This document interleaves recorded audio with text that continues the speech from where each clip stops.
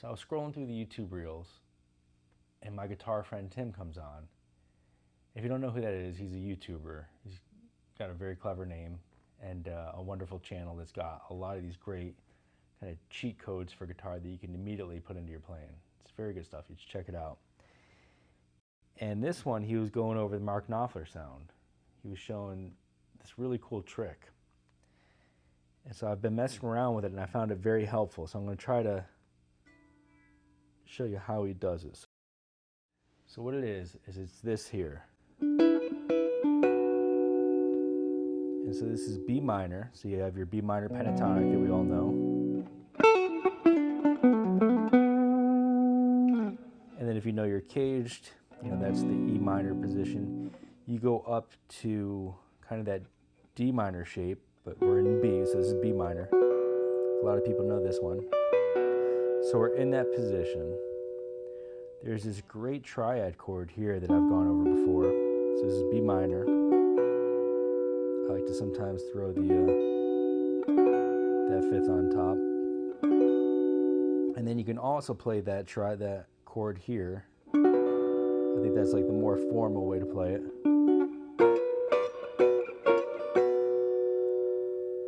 And what this Knopfler sound is instead of playing that minor third here, you can take that pointer finger and set it back on the fourth. And it gives you that really cool sound. So you have the minor third, the fourth, and then the root. And you hammer from the fourth to the fifth. And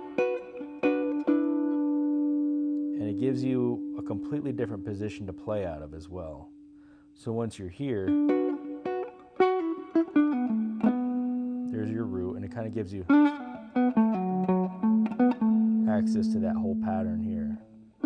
So it just gives you this great place to go. So if you're in a B minor vamp or B minor jam, you can go ahead and gives you that great sound. Another thing I've been doing, I've been hitting that flat fourth. You make it a little bit more bluesy.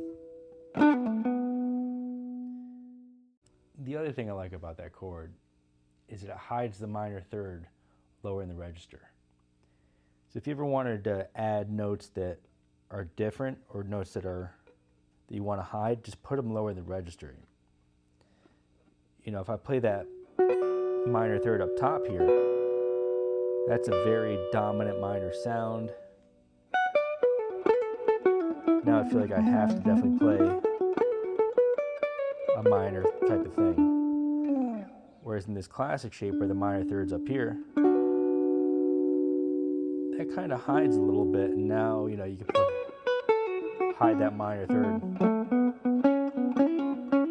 Play like a Dorian pentatonic if you wanted. And that's what I like about that chord, is it hides the minor third where it's not going to dominate and allows you to almost get this sus sound.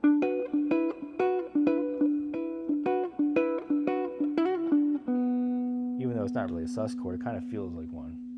So I've been using it just as a different flavor in minor jams, just to give a little bit of that kind of funky feel to it.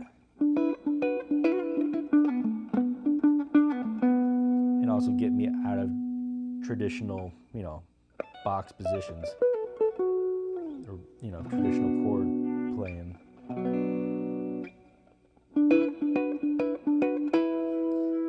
The other thing is my guitar friend Tim does it in G minor. And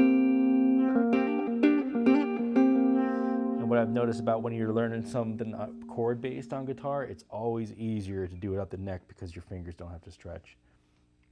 You know, if I was doing it in like E flat, like I can't quite hit that yet. I don't have, that's just too weird on my fingers. Obviously that kind of sounds like shit. But right up here in B, it sounds good for me. So depending on your fingers, maybe you want to try it in, you know, maybe you want to do it in D. B is comfortable for me, or you might want to go down just to A.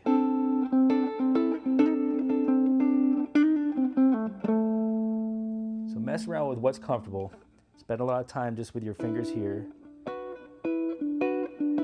work on moving that fifth to that fourth. I think when I was looking at the technique for this, I think he lifts up his ring finger to hit that.